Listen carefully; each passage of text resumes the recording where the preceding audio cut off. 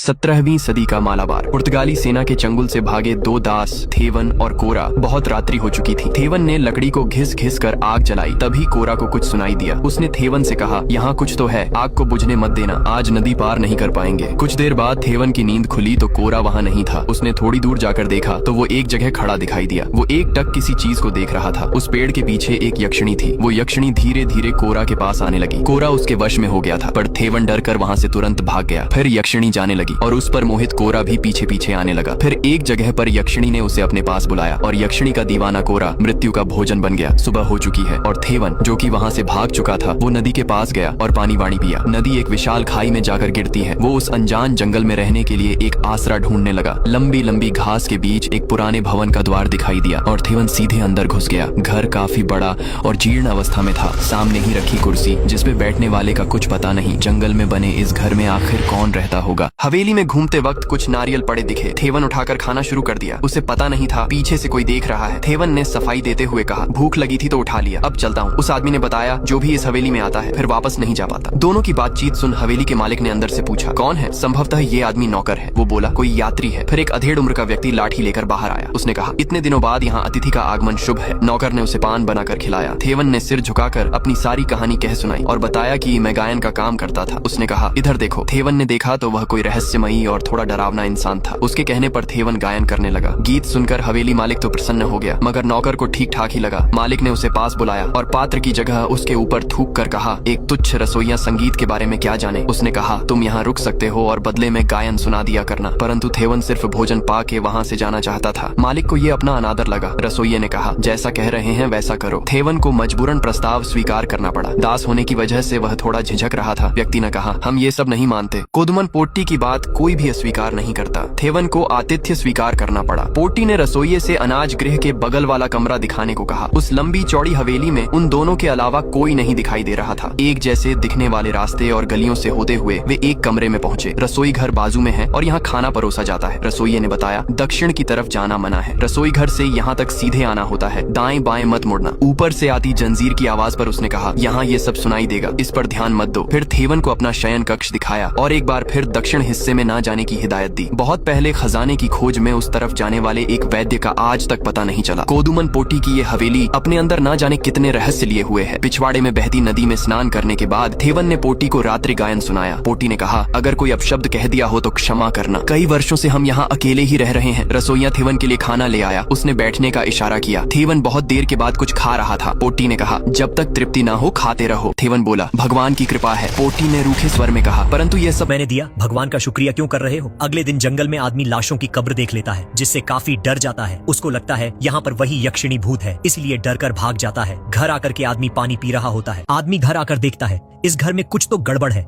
फिर वह रहस्यमयी कमरे की तरफ जाने लगता है। रहस्यमयी कमरे में एक अदृश्य शक्ति उसका पीछा कर रही होती है, जिससे घबराकर वह गिर जाता है। अदृश्य शक्ति उसकी तरफ लगातार बढ़ रही थी, जिसे डर कर वह यहाँ से भाग जाता है। अगले दिन आदमी उठता है। वह सुनता है कि घर में कोई अजीब सी आवाज आ रही है। बाहर जाकर जब वो देखता है तो हवेली का मालिक लूडो जैसा गेम खेल रहा होता है। मालिक पूछता है कि तुम इसे खेलना जानते हो? आदमी कहता है, हाँ, मैंने पहले इस खेल को खेला है। मालिक इसको गेम खेलने का ऑफर देता है और कहता है, बैठ जाओ, आओ खेलते हैं। गेम शुरू होने से पहले बताता है कि गेम खेलने के लिए तुम्हें इस पर कुछ लगाना होगा, जैसे धन, कीमती चीज या कोई वस्तु। आदमी कहता है, इन सब में मेरे पास तो कुछ भी नहीं है। फिर मालिक कहता है, तुम इस पर अपना समय लगा सकते हो। अगर तुम हारे तो जिंदगी भर यहाँ से नहीं जा सकते, और अगर तुम जीते तो यहाँ से जा सकते हो, जिससे आदमी डर के मना कर देता है। फिर मालिक उससे पासे मांगता है और चालाकी से पासे खेल पर गिराकर पहले चाल करवा देता है और कहता है, खेल का नियम है, शुरुआत हो गई तो खेलना ही पड़ता है। आदमी इसमें फंस जाता है और डरते हुए लूडो जैसा गेम खेलने लगता है। धीरे धीरे गेम आगे बढ़ रहा था। आदमी मालिक से अच्छा खेल रहा था, लेकिन तभी मालिक बाजी मार लेता है और आदमी की सबसे मुख्य गोटी को काट देता है और फिर कहता है कि अगर 12 नंबर आ गया तो तुम इस गेम में हार जाओगे। जब मालिक चाल चलता है तो केवल 7 नंबर आते हैं, लेकिन अपने काले जादू से मालिक 1 नंबर वाले पासे को पलटकर 6 नंबर में बदल देता है और जोर जोर से हंसने लगता है। यह देखकर आदमी वहाँ से उठकर रसोई घर में चला जाता है और उस रसोइया के सामने मालिक की तारीफ करने लगता है, जिसे सुनकर रसोइया कहता है, जैसा तुम उसको समझते हो वह वैसा नहीं है। वो बहुत कपटी और झल्लाद किस्म का आदमी है। आदमी रसोइया से ऐसा कहने के लिए मना करता है। फिर दिखाया जाता है यह आदमी मालिक के पास बैठकर खाना खा रहा होता है। तभी मालिक उससे पूछता है कि तुम्हें रसोइया से कोई दिक्कत तो नहीं है, और उसने मेरे बारे में तुमसे कुछ बुरा तो नहीं कहा? नहीं, मुझे कोई दिक्कत नहीं, और उसने कुछ नहीं कहा। तभी वहाँ रसोइया कमरे में आ जाता है। मालिक उसे कुछ कहता है। रसोइया बदले में मालिक की बेइज्जती आदमी के सामने कर देता है, जिससे हवेली मालिक नाराज हो जाता है।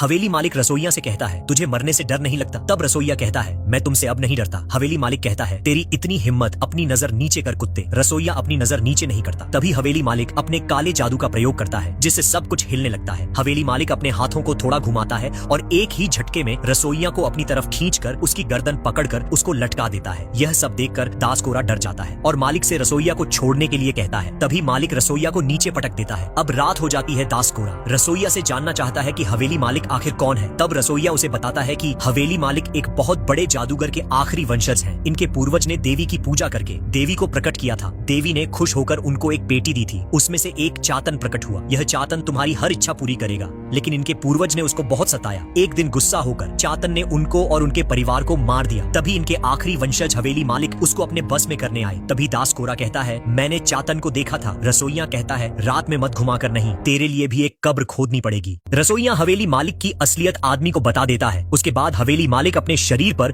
मनुष्य की राख रगड़ रहा होता है ताकि वह खूबसूरत यक्षिणी को बुला सके। काले जादू की वजह से यक्षिणी हवेली मालिक के पास खींची हुई चली आ रही थी। जैसे ही मालिक के पास वह जाती है तो उसका रोमांटिक मूड हो जाता है। हवेली मालिक यक्षिणी को हवस भरी नजरों से देखकर उसको चूमने लगता है। तभी वहाँ दास देवन आ जाता है और यह सब अपनी आंखों से देख लेता है। आदमी सीन के मजे ले ही रहा था कि यक्षिणी उसको देख लेती है, जिससे उसकी फटकर चार हो जाती है और वो वहाँ से भागकर सोने चला जाता है। अगले दिन सुबह होती है तो आदमी देखता है कि हवेली मालिक उस यक्षिणी से कैसे बच गया। वो भागकर रसोइया के पास जाता है और उससे कहता है कि अगर अपनी जान बचानी है तो यहाँ से मेरे साथ भाग चलो। रसोइया कहता है, जाओ यहाँ से, मुझे मेरा काम करने दो। आदमी अपने कपड़े पैक करके यहाँ से भागने वाला होता है। तभी हवेली मालिक आ जाता है। हवेली मालिक आदमी से कहता है कि तुम्हें यहाँ रोका किसने है? तुम जा सकते हो, लेकिन तुम जाओगे कैसे? बाहर तो बहुत बारिश हो रही है। आदमी दिखाता है तो बाहर का मौसम खुला हुआ होता है, लेकिन अगले पल मूसलाधार बारिश होने लगती है, जिसे देखकर आदमी गहरी सोच में पड़ जाता है। आदमी यहाँ बैठकर भागने का प्लान सोच रहा था। तब तक खाना खाने का समय हो जाता है। हवेली मालिक दास थेवन को यहाँ से न जाने के लिए बहुत समझाता है और बहुत सारे प्रवचन देता है, लेकिन दास थेवन उसकी बात नहीं मानता और कहता है, जैसे बारिश बंद होगी मैं यहाँ से भाग जाऊंगा। हवेली मालिक उससे नाराज होकर चेतावनी देकर यहाँ से चला जाता है। तभी रसोइया वहाँ पर आ जाता है। फिर यह दोनों बैठकर आपस में एक दूसरे को अपने परिवार की कहानी सुनाते हैं। फिर दोनों सोने चले जाते हैं। तभी दास थेवन देखता है एक अजीब सा दिखने वाला जीव उसके कमरे के दरवाजे पर खड़ा है। यह देखकर आदमी बहुत डर जाता है। जैसे ही जीव उसके पास आता है तभी उसकी नींद खुल जाती है। दरअसल यह सब वो सपने में देख रहा था। नींद से उठने के बाद आदमी बाहर जाकर देखता है कि बारिश अब भी नहीं बंद हुई थी। वह देखता है भारी बारिश में रसोइया किसी की कब्र खोद रहा है। आदमी रसोइया से कुछ पूछता है तो रसोइया गुस्से में उसे अपना डंडा दिखा देता है। जिस आदमी डर के वहाँ से भाग जाता है, भागते भागते उसके पेट में अचानक दर्द होने लगता है, जिससे उसको खून की उल्टी होने लगती है। लगभग उसकी जान जाने वाली ही थी। यही देखकर वापस जाने का निर्णय लेता है और रेंगते हुए फिर से हवेली मालिक के कदमों में पहुंच जाता है